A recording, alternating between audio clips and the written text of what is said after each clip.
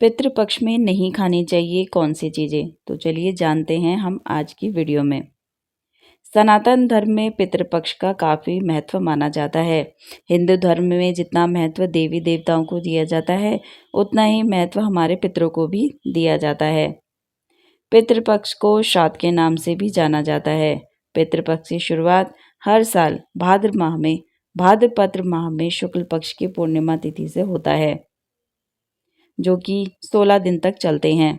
इस साल 2024 में पितृपक्ष की शुरुआत 17 दिसंबर को भाद्रपद पूर्णिमा तिथि से हो चुकी है और पितृपक्ष का समापन 2 अक्टूबर को सर्वपितृ अमावस्या यानी कि अश्विन अमावस्या के दिन होगा। इस दौरान पितरों के निमित्त श्राद्ध, तर्पण, पिंडदान जैसे कार्य किए जाते हैं। साथ ही पितृपक्ष में पूरी श्रद्धा के साथ पितरों को याद किया जाता है और पितरों के लिए आभार व्यक्त किया जाता है। मान्यता है कि विधि विधान और श्रद्धा पूर्वक पितृपक्ष में पितरों का श्राद्ध करने से उनकी आत्मा को शांति मिलती है। अगर धार्मिक मान्यताओं को माना जाए तो उसके अनुसार पितृपक्ष के दौरान पितृ पृथ्वी पर आते हैं और अपने वंशों को सुख समृद्धि का आशीर्वाद देकर जाते हैं। प्रत्येक पूर्वज की अपनी अपनी निश्चित तिथि होती है जिस दिन उनके लिए तर्पण, श्राद्ध आदि क्रियाकर्म किए जाते हैं। जिनकी मृत्यु की तारीख अज्ञात होती है, जैसे कि भूले बिसरे लोग होते हैं, उनका पता नहीं चलता है कब वो पृथ्वी से गए थे, तो उनका श्राद्ध करने के लिए सर्वपितृ अमावस्या की तिथि को शुभ माना जाता है। इसके अलावा दोस्तों, शास्त्रों में कुछ ऐसी चीज़ों का वर्णन किया गया है जिन चीज़ों को पितृपक्ष में बिल्कुल भी नहीं खाना चाहिए। पितृपक्ष में होने वाले श्राद्ध कर्म के दौरान कुछ चीज़ों को खाने की सख्त मनाही है। ऐसा माना जाता है कि इनको खाने से पितृ नाराज भी हो सकते हैं और आपको पितृदोष भी लग सकता है, जिससे आपके काम सफल होने के बजाय बिगड़ने लगते हैं और बीच में ही रुक जाते हैं। इसके अलावा कई समस्याओं का सामना भी आपको करना पड़ सकता है। तो चलिए फिर इस वीडियो में जानते हैं कि हमें किन चीज़ों का सेवन नहीं करना चाहिए।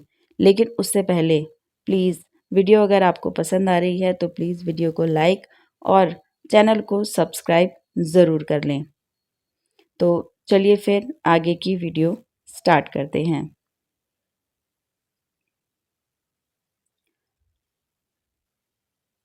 चलिए जानते हैं कि पितृपक्ष में किन चीज़ों का सेवन बिल्कुल भी नहीं करना चाहिए।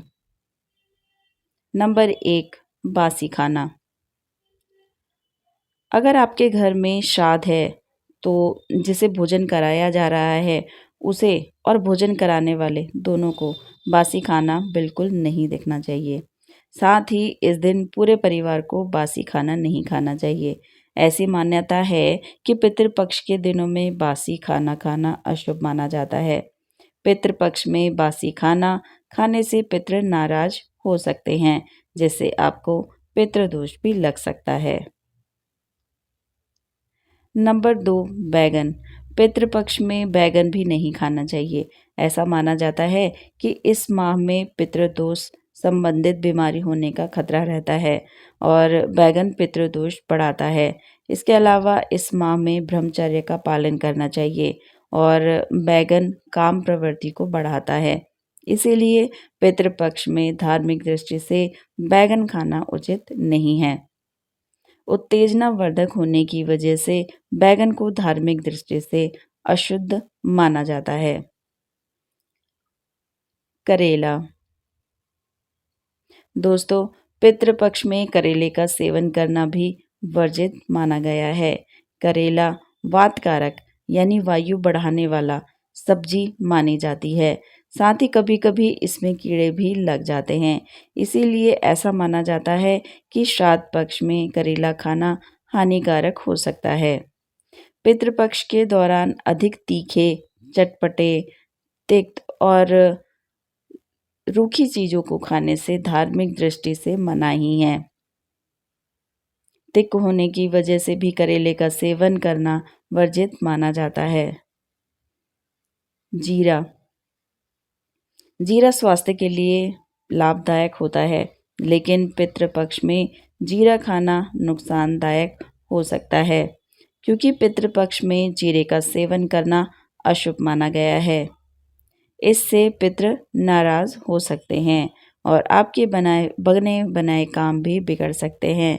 इसीलिए जीरे का सेवन पितृपक्ष में बिल्कुल भी नहीं करना चाहिए। लांघा हुआ भोजन, जो भोजन लड़ाई झगड़ा करके बनाया गया हो, जिस भोजन को किसी ने लांघा हो, तो यह भोजन भी नहीं करना चाहिए, क्योंकि वह राक्षस भोजन हो जाता है। इसीलिए पितृपक्ष में लांघा हुआ भोजन करना वर्जित माना गया है।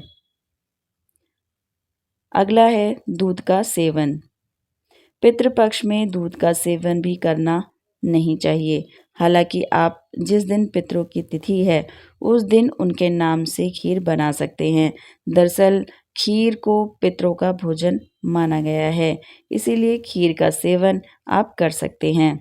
लेकिन आप पितृपक्ष में दूध का सेवन नहीं कर सकते, क्योंकि दूध का सेवन पितृपक्ष में वर्जित माना गया है।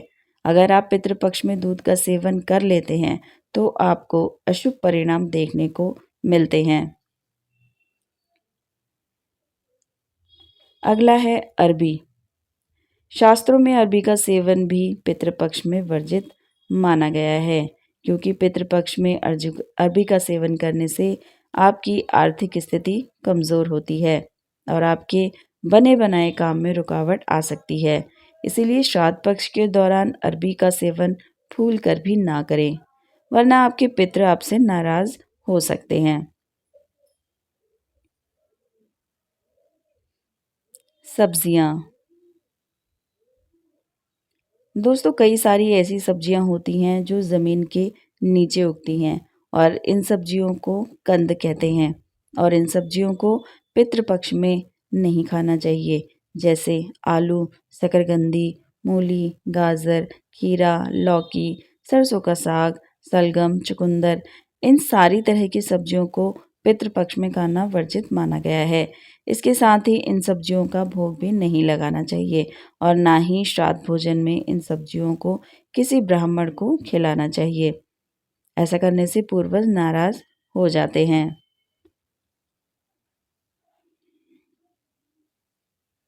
अगला है दाल।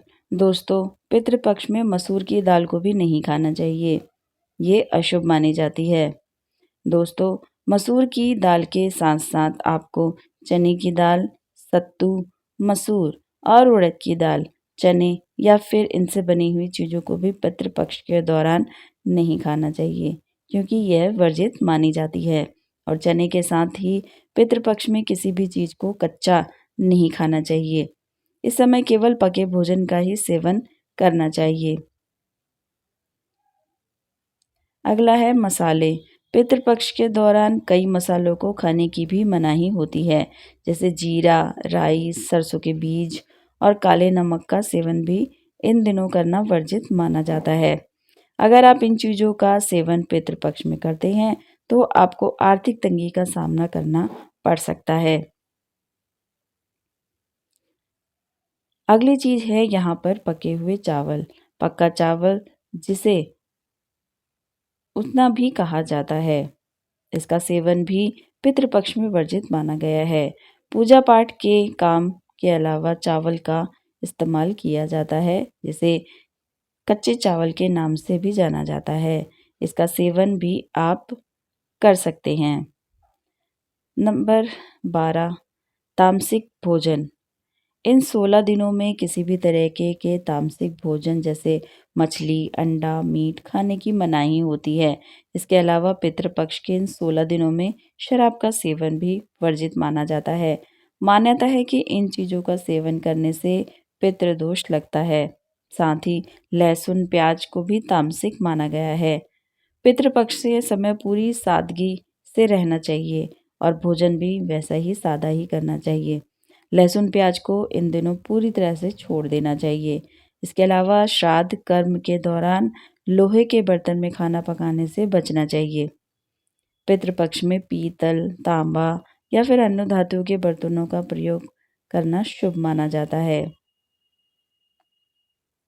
तो दोस्तों, यह थी वे चीज़ें जो कि पितृपक्ष में बिल्कुल भी ना खाएं। तो यह जो जानकारी है पूरी शास्त्रों अनुसार जानकारी है। जानकारी कैसी लगी, वीडियो कैसी लगी, प्लीज़ कमेंट बॉक्स में ज़रूर बताइएगा। वीडियो अगर पसंद आई है तो वीडियो को लाइक, चैनल को सब्सक्राइब ज़रूर कीजिएगा। वीडियो देखने के लिए आपका बहुत बहुत धन्यवाद।